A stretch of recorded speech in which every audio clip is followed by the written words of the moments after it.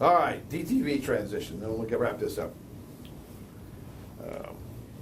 I had to redo this because I was going to give it, and then we got preempted by snow back in January. I think everybody knows that I think the last station to come on in this market was Channel 27, which is 48's channel. They've been on for a couple of years. But now several stations are changing channels on their transition date, requiring a receiver rescan. Now, here's the list, okay? WLBT has already switched up in Allentown. They went off on actually before February 17th. They went off about the first of the month. And yeah, I think it was the 31st or February 1. This presents a problem. And I've got a little something here about it. Anybody want to write these down? These people had some questions about who's going from where to where. These are the only ones right here in the city that are making changes. The ones that you're liable to be watching. I don't think the Atlantic City stations are. I know they're not changing, and NJN is not. They're locked in. They're where they are now. Where's 29 going? 29 is staying on 42. Staying on 42. Yeah. So they're not moving. In other words, the digital is not moving on June. These are digital facilities that are moving on June 12th, and where they're moving to. And most of them are being moved because they're out of band. Right. Or it's the case of WHYY, they went back to high band B because they had a very poor, the Qualcomm deal, well, they were out of band on 55, and then the Qualcomm trade out that they did to accommodate Qualcomm media flow left them with an inferior channel. and it was not going to be satisfactory for long-term use. Why didn't CAU go back to high band B? They didn't go back to 10 because Bethlehem, WBPH, channel 60 had gotten channel 9. They had 59 as their digital. And Hazleton, which is really transmitting from Penobscot up in the Wilkes-Barre market, switched from 9 to 45, and they moved channel 9. Actually, I did it. Moved channel 9 from Penobscot down to Bethlehem as a digital allotment for them. They agreed, BPH agreed to take a tremendous received interference hit because of channel 10, but then the commission wrote the rules that said the DTVs that are on have to be protected. Anybody who is moving back, changing channel, has to protect the incumbent DTVs. Well, there's that channel 9 all digital, and everybody else was locked out. So they couldn't go back to 10, neither could 9 in New York. But 9 in New York had no intention of going back. They were going to stay on 38. They had made up their mind to stay on UHF. So, And isn't there a 10 in Harrisburg? There's also a 10 in Harrisburg, but the 10 in Harrisburg would not have precluded 10 in Philadelphia, believe it or not. They would have maybe a little nipped them in power a little bit, but they wouldn't have precluded. The train is the reason for that. So they made a deal with 35. 35 is going back to, starting off 34, going back to 35, and I think your last slide, that was the one you missed. That was the one you missed. yeah, 35, yeah. Yeah. 35 to 34, yeah. Yeah. 34 to 35. 35, WYBE Yeah. switched early, so 10 can move to there. Yeah. But now there is a financial connection between 10 and 35. Well, yeah, obviously that, I'm sure that 10 paid a good part of those costs. Well, there were Maybe some. in April. Hmm? Maybe in April, mid-April, Yeah. maybe. Maybe. Work it out. Okay. So let's get into financial. 6 is staying on 6. Six is staying. Stick is moving. 6 is moving back to 6. They're on 64. I mean, when you watch TV, your scanner would stop at 6 after this date. Well, this is what we're coming up to right now. Converter boxes and TV sets too. Here's what's some reports that I have heard. I'm sure there are more. There was a whole bunch of boxes, and the brand names I didn't write down. There were 2 different brand names. Walmart was the primary ones that were selling them. The VHF was inoperative on every one of them that came out of the factory. VHF didn't work. They got all recalled, replaced, and off the shelves, and that problem is over. But it did happen, and I don't know whether it was the whole nation or whether it was just in parts of the nation that occurred. with station switching on June 12th, a rescan without clearing all the channels, and I discovered this when we did channel 12, doesn't result in the cancellation of the previous channel that's in there. For example, if you take channel 67 going to 34, when you go and run your box, it's going to go, it will show channel at two places now. It's going to show it on RF channel 67 and on RF channel 34, and every time you run the set, you've got to go past the dead one. So what you have to do is you've got to erase everything in the box and put it on like it came from the factory and do the rescan.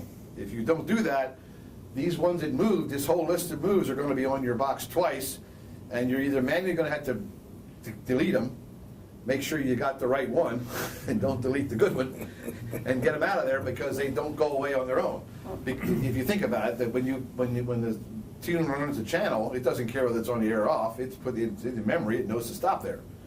So it's going to continue to stop on that channel even though there's no signal there anymore. Now, I think that's going to be a major problem for a lot of people. And I'll tell you, I was having trouble, as you know, getting channel 39 in digital. And you know, I was under the impression that I could just manually put 39 in my tuner and it would see a digital signal, but not the case. I had to do a full rescan before it recognized that 39's digital is back on 39 where the analog used to be. Now, I also was under the impression that PSIP was supposed to help the receiver identify what's what, but is that the case? I mean, does the PSIP contain that information? The for a PSIP does market? contain that information, but the way the set manufacturers have implemented PSIP has been all over the place.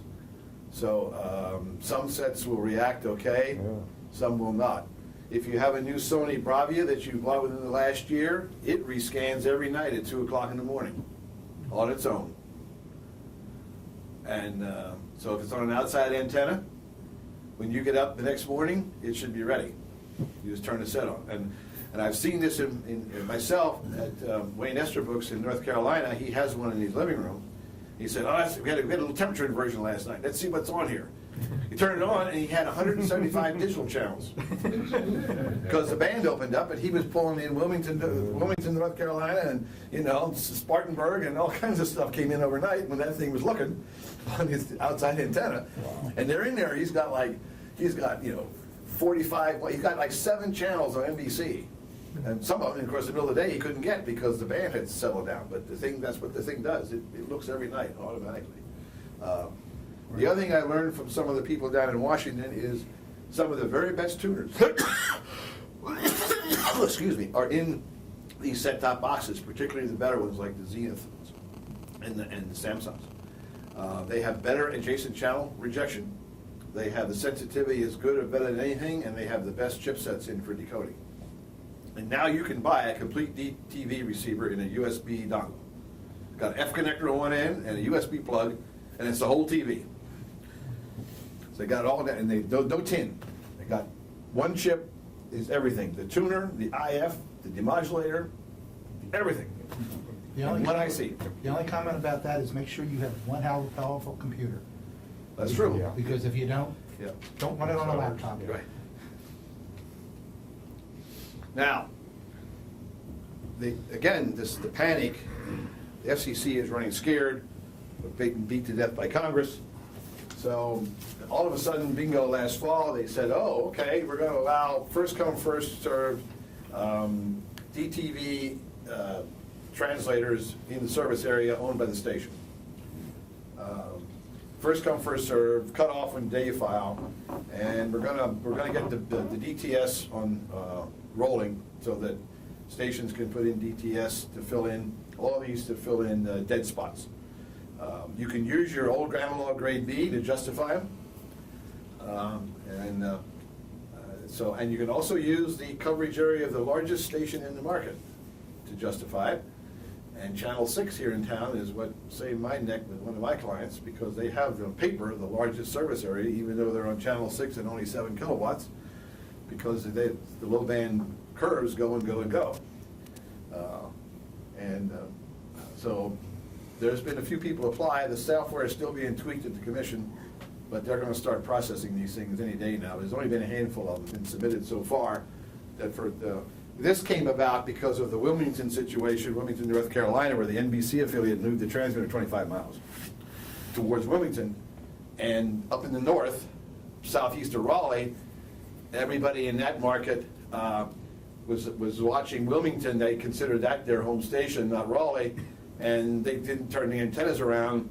And they could have gotten Raleigh if they moved the antennas, but they didn't. They're aimed down at Wilmington. So that major move of a tower is what triggered all of this, to fill in the old analog service area, and the station can do that. And there will be applications for that as time goes on. Okay, whole bunch of different rulemakings. You mentioned about the stuff that's flying out. Here's a couple I got. They have finally had a ruling on the cable carriage, and you guys can read these at your leisure. The white spaces controversial rules are out, and they're not dead yet. There's a lot of Brexing going on about that. And the DTS rules, which we just described, have been finalized, and they are accepting applications as of the 27th of February. Locally here, we have Channel 25, which is going to be a multi-DTS system. The other applications I confirmed Friday are still in the hopper at the commission, even though right now only Philadelphia, 25, and Reading are on. The FCC, 2 to 3 days ago, denied the objection to the sale of the station by the bankruptcy court. The other applicant who was objecting finally got thrown out. So the new owners own it, and maybe now they're going to start to put the money in to build the rest of those stations. But for the moment, there's only 2 of them on the air. And what was mentioned here about the whole flurry of new rules for the read run of the end of the day of analog broadcasting, and even more requirements than they had before. We got quite a collection of it over there, I understand. Yeah, I'll leave it on the table if anybody wants to look. And they got a lot of complaints because people said, well, we shut it off at 11:59. Nobody was at the cable company. We couldn't get a hold of anybody to throw the switch to the other channel, blah, blah, blah. So they came out with a rulemaking and said, well, there is no statutory time in the new rules, so we're going to let you go off anytime during that day. Your call. Let us know when you're going to do it. So if you want to sign off at noon or 3 a.m. or whatever you want to do, you're going to have that flexibility of that day, but not beyond. So conceivably, you need to rescan your tuner every hour on the hour. you might, because stations may be going off at different times. That's true. What's happening at 25 in Trenton? They're gonna stay analog? Because they're a Class A. They have applied for it and gotten channel 49, I think, somebody told me. WBC? Yeah. Yeah, they're going digital. And they're buying gear. Yeah. So they're gonna go Lou's- full power? Yeah. Yeah, Lou's going. Yeah, Lou's going, and, because there is a plan to put one of the TVE transmitters, I think, at channel 52's tower. I think that was in the original application. Yeah, he wasn't originally, but he figured he better. Yeah. Who's doing the work for them? I I don't know. don't know if he Yeah. Okay, DTV doesn't work. Here's what I found. How many of you have seen the YouTube piece? You got one, right? 2. I don't think I'll bother you with a 7-minute video, but here's the address, and I just confirmed it. As a project in January, I thought, well, let me make one of these. So I did. And I followed the guy's instructions. I got my hangers and my 12 wood screws, and if I can get it out of this plastic bag, and made it. And I thought of something after I did it, what makes it unique. And this is exactly the YouTube antenna, except I made a base for it. And I just did that tonight, didn't have one. And he says, you got to spend $1.75 Radio Shack for the balance. And it doesn't have a reflector. And I thought about this. Now, I grew up in UHF country, and these are the only antennas you put up. I don't care what anybody says about Yagis and every other and corner reflector and everything else. You put these up with a reflector. Why? Because collinear antennas have bandwidth. They cover the entire band. I put this thing in the cellar and hooked it up with the balun to a set-top box, and hooked that to the TV set, to a black and white set. Couldn't lose the stations at all. I bent this, bringing it over here. And I said, I realized something, there's no reflector, you can put it anywhere. And like the video guy says, this thing's kind of ugly. He says, just put it behind the set. He says, nobody will see it back there, and it'll work just fine. And he's got a point. It's this classic 4-bay bow tie without the screen. And you cross this is a flip 90-degree phase shift to the outer set. I mean, it's right out of Frank Jones's VHF handbook from 1955 for ham radio. I mean, it really is. That's what. And they get with the reflector, they get 8 to 12 dB gain. Not bad. Now, of course, this isn't outdoor because I got steel wire just pressed together with a steel washer. Obviously, this would corrode. You couldn't dare put it outside. But for something in the closet, it works pretty good.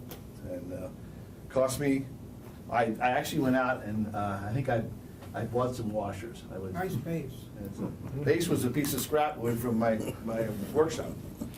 And there's my good friend Wayne Esterbrooks from North Carolina Public TV. He has just retired as the chief engineer down there. He had an easy job. He had 9 full power stations and 30 translators throughout the state of North Carolina. He used to brag. He said, well, we have to go out to Anderson. He said, we leave today and then we stop at a motel and get up the next morning and drive the rest of the way. It gives you an idea how big. You don't realize how long North Carolina is. It is a big state. And what they did differently is, instead of the screen, they put rods for the reflectors, and this is just a piece of plastic to hold them in shape. So now you have the bow ties, but you have horizontal reflectors that are not shorted out at VHF, and this brings the performance in the VHF band up to par with the UHF. I thought I could find some curves on it. I just didn't. I didn't think of it until today, and I didn't find them. But he's been putting these up down there. North Carolina Public had a tremendous outreach program, with their people, and they actually had sent staff people out to people's houses to help them. They have one of the ENG trucks is dedicated solely for troubleshooting DTV reception. And they've got a plethora of data with all their stations. They've done an awful lot of work. I must give them credit down there. But they got WRAL, which was the champion station, and he's a good supporter of North Carolina, and so there's a good synergy between that commercial CBS station and the public system down there. And this is the TV Fool on the black and white set, but you'll notice that here's a 9-inch monopole, or 12-inch. When Channel 12 went on in December 16th, we had it on all night for 5 hours. A few people knew about it. I took 3 CTV sets and ran set-top boxes, the old sets, and used the internal antennas. And one of them was in the basement, that 9-inch.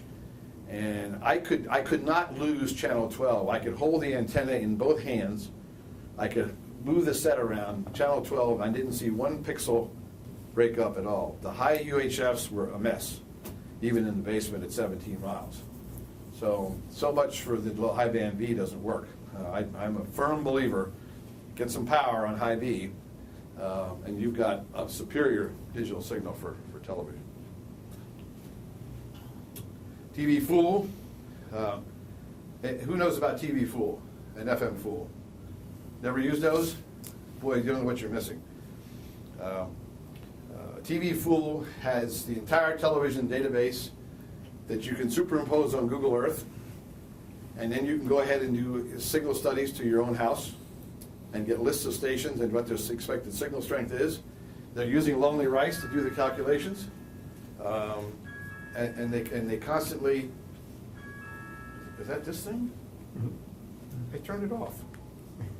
Well, somebody has remote control over your cell phone.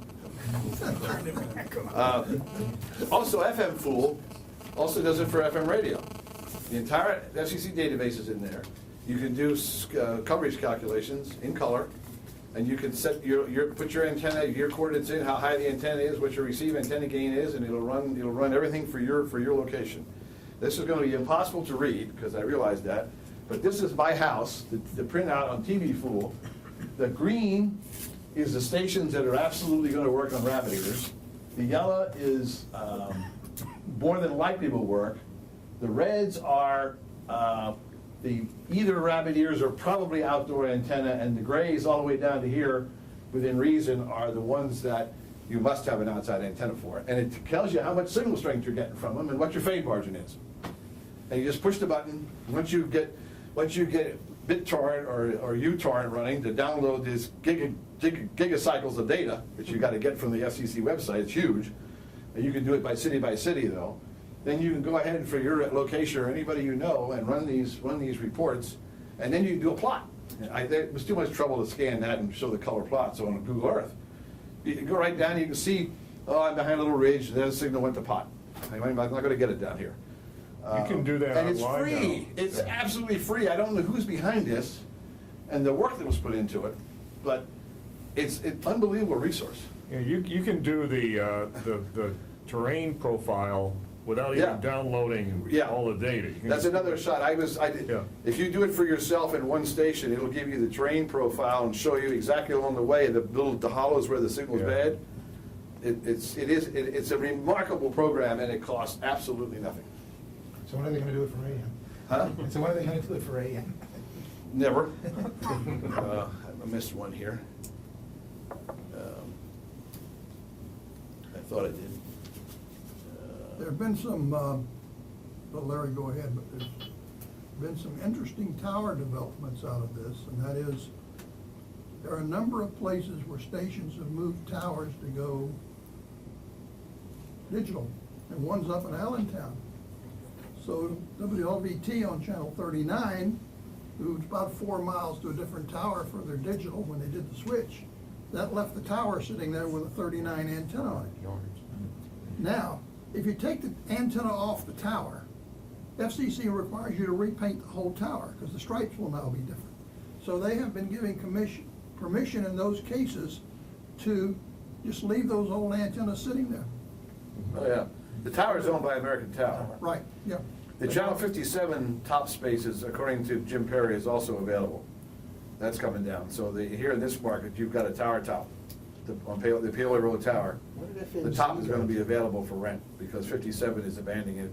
FMZ is They were on 69. 69 and the new is 40. It's 46. 46, Yeah. pass it around.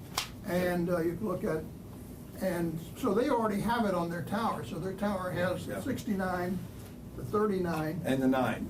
the 9, and the 46 sitting on it. Well, they put a new tower up several years ago, anticipating. this was- Channel 9 just got a grant for 89 kilowatts ERP directional. The signal down in this direction is going to be on the order of about 30 kilowatts, and there's 89 kilowatts towards New York. The station became the property in this market because of the digital transition and some smart thinking by the management. So, you know, it was a pretty good move on their part to take the risk during the transition to take that channel, but now they have come out smelling like a rose with that frequency. At my house, I get them they're 3.2 kilowatts now. They're going to go up 14 dB in strength. I get them 45 degrees in my outside antenna at 25 feet. Channel 46 at 400 kilowatts, I can get sometimes at one position of the rotator. So, the hell with UHF. I've been saying this for years. High band V. Channel ABC was right back in '48. They say, we want all of our stations to be on channel 7. I don't care what it costs. The management did, and they went out and put everything on channel 7. It is still the best television channel available. They're staying there, aren't they? Yes. Yeah. It is the best television channel available. It has low noise, it has acceptable propagation, and the noise on low band V kills you. Yeah. And especially. That's in why visual. nobody wants that spectrum, right? That's right. Well, and big antennas. That's the problem. They all wanted that upper end of UHF is what they wanted. One more thing here. STLs. This was in the works. The folks at Cavell and Mertz I talked to at the NAB seminar, they showed me the prototype of this. They've done all the STL paths, microwave and radio, and put it on Google Earth.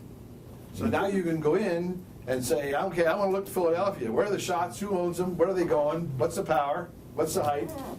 Same kind of deal. You download these KML files, and you can look up everything that's what's on the ULS, and it's as accurate as the ULS, which is not necessarily accurate, but it's what they use, and it's what the coordinating firms use when you get it out and get a PCN done.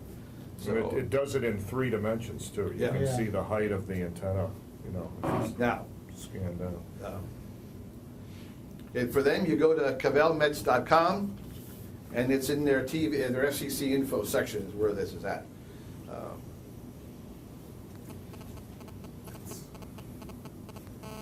What am I doing here? I'm getting, You're editing the. yeah, I see what I'm editing instead of, why am I editing?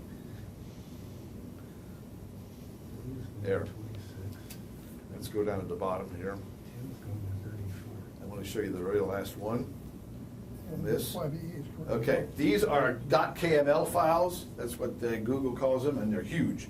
So I use uTorrent to do one of these fancy multiple downloads to get the things in, because it does take a while even for just this market. And the same is true, by the way, with the database files for the two-way. There's a lot of data coming into your computer, and you need the space to store it. And then when you get in, it comes in my spaces, my places section of Google Earth on the left. It just adds to that big long directory that's in there.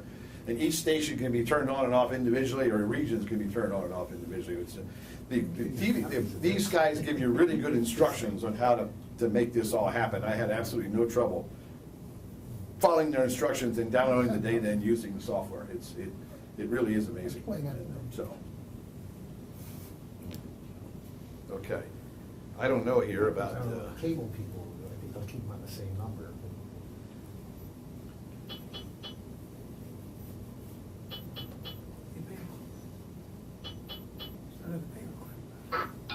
Yep.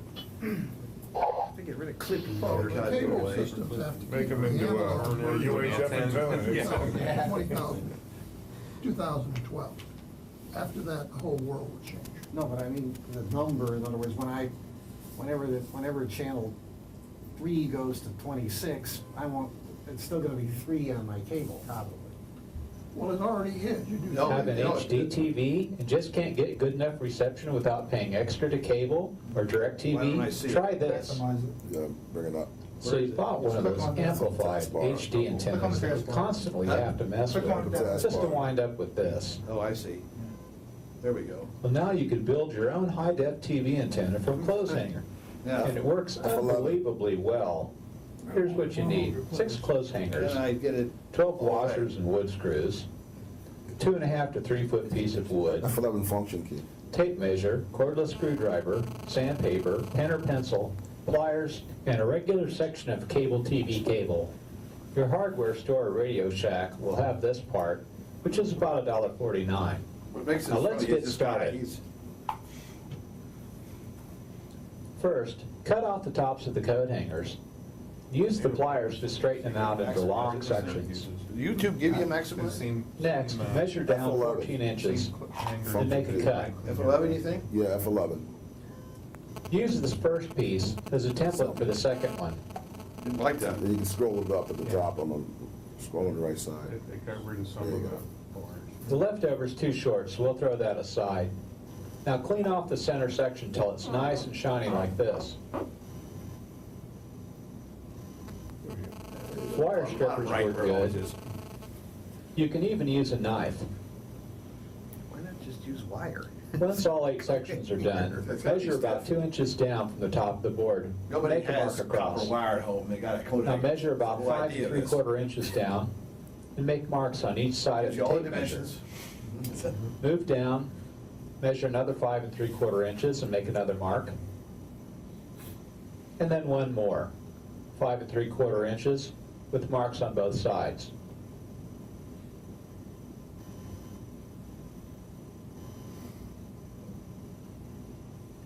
Now make X's on each of those marks. So you have 4 sets side by side.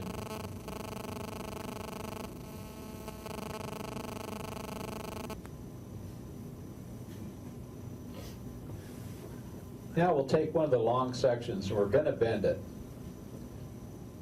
Starting at the upper right-hand corner, then crossing over to the second one on the left, the third one on the left, and the fourth one back across on the right.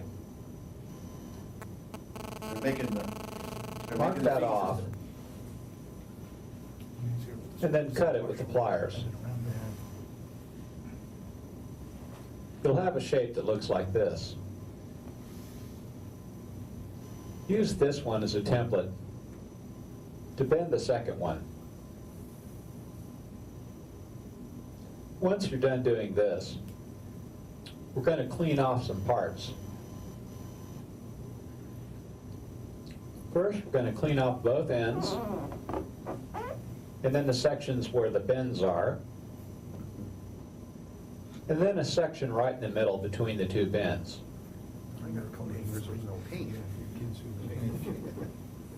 Now we're going to take the 8 pieces that are 14 inches, measure halfway down, which is 7 inches. We're going to take the pliers and bend that around into a V shape. We want the ends of the V to be about 3 inches apart. We're going to do this with all 8 pieces. Now we start putting it together with the screws and washers. Take one of the V sections and stick it underneath and screw it almost all the way down. Don't screw your hand. Now take one of the long sections and slip it under the V and tighten it all the way down. Going to want to make sure that this is good and tight.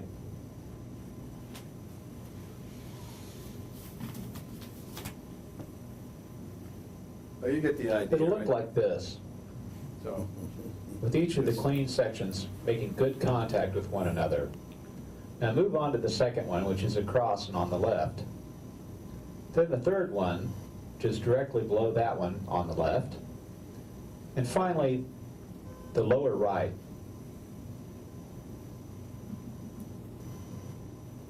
Once we're done with this, we're going to do the same with the other piece, but in the opposite.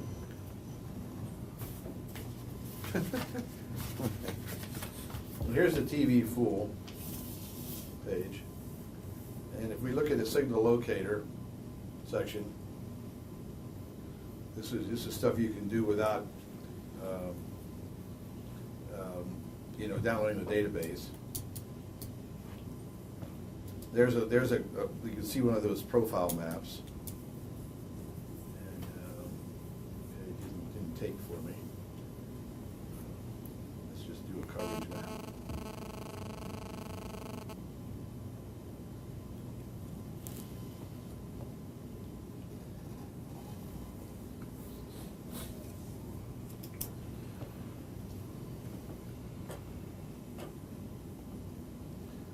Here's, he tells you you need BitTorrent, lots of graphics and blah, blah, blah. And the individual marketplaces that you can download. You can see New York City alone is 44.7 megabits for pre-transition and 30.5 for post. So you've got some pretty good sized files here that you gotta use with that. Good high-speed connection, that's not bad. 950. About 2 o'clock in the morning on Comcast, I get 15 megs. Okay. 4 o'clock in the afternoon when school buses gets Yeah. out, I get about a half a meg. Give me an address. Well, I'm on DSL. Who's got an address, a street address? It's faster than it used to be. You're 231 St. It's Asaph's. faster. 231? Yeah. How do I spell? Well, who knows? It's ST period ASAPHS, PH apostrophe S, What's the zip? 19004.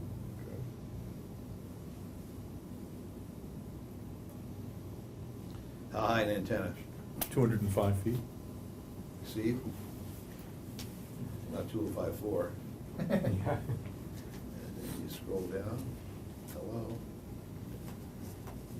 I wonder if it, 205 feet.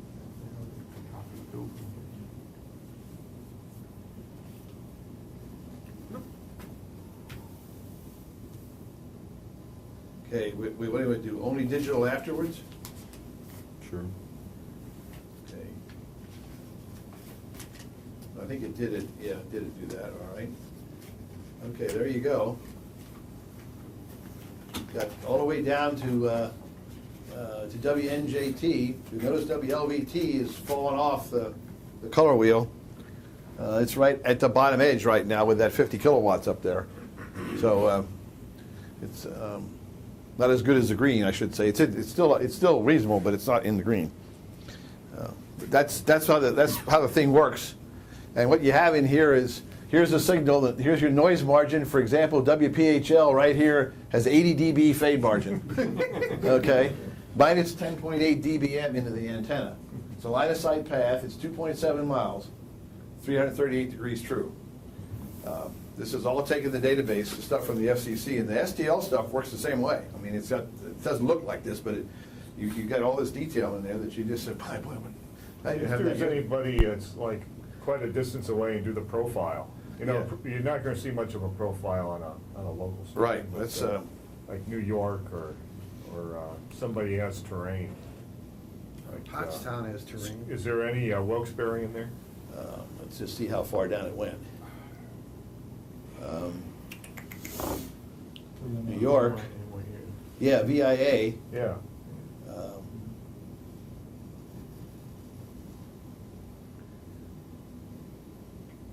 Okay, they're 200 kilowatts right now. They're going to 400, 88.4 miles at 337 degrees.